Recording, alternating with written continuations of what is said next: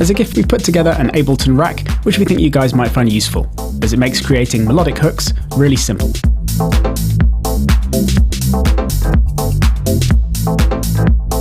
So this movie is just going to give you a few instructions on how to use it. The download is a zipped up project with a live set inside, which you can open up to end up with this. All we've got is a couple of audio tracks here, one with the drum loop on, and the other with a few bass loops, named according to their key. But on the left here, we've got a MIDI track with a load of MIDI clips, and the Loopmaster's Chords one-shots rack on.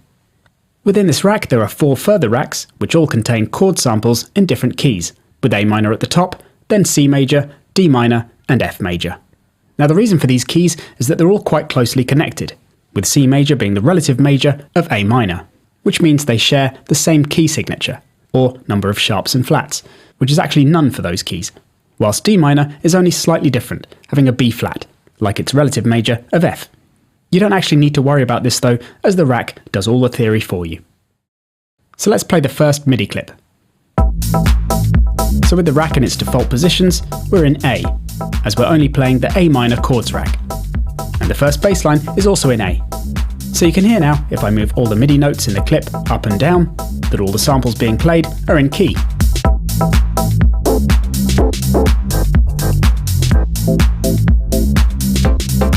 And of course we can shift different notes to different samples to mix and match our chords.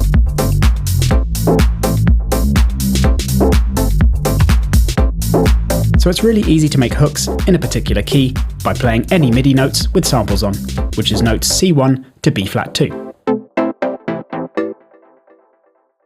The upper macros in the rack can be used to adjust the volume and frequencies of all chords, with the first knob on the gain, the second one on decay, so adjusting the length of the stabs,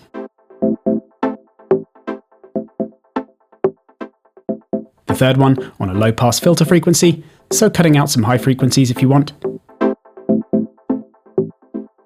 and the fourth one on the filter envelope amount, so allowing you to create a tighter sound by shaping frequencies rather than just the level.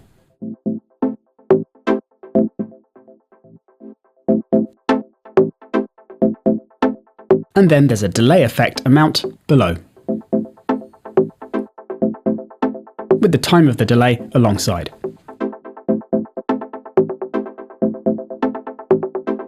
The last two controls are maybe the most interesting though, as they control the pitch of the chords.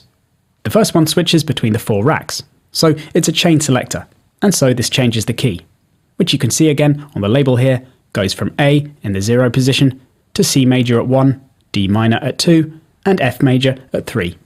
So if our bass line is in D now,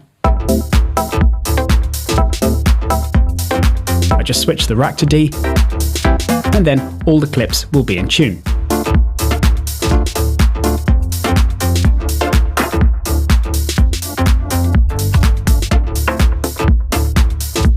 And the last dial transposes up and down by a couple of semitones in either direction.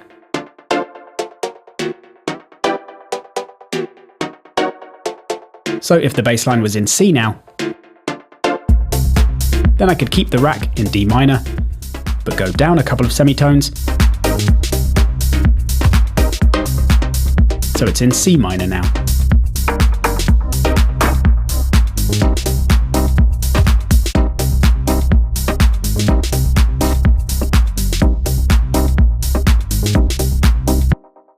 So you can get loads out of this just staying in one key. But the most interesting hooks can actually be achieved by combining them. For example, going back to A minor, you can hear how the chords phrase changes key as I rotate the chain selector dial.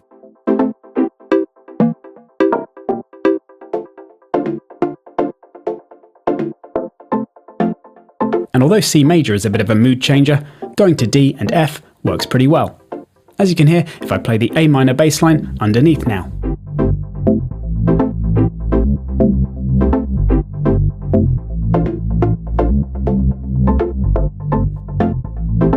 So you can make the harmony even more interesting by playing around with this style, either live or by automating it.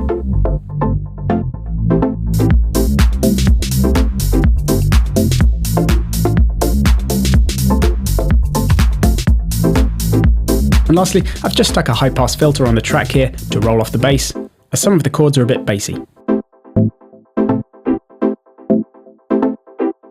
but you can tweak or remove that if you need to.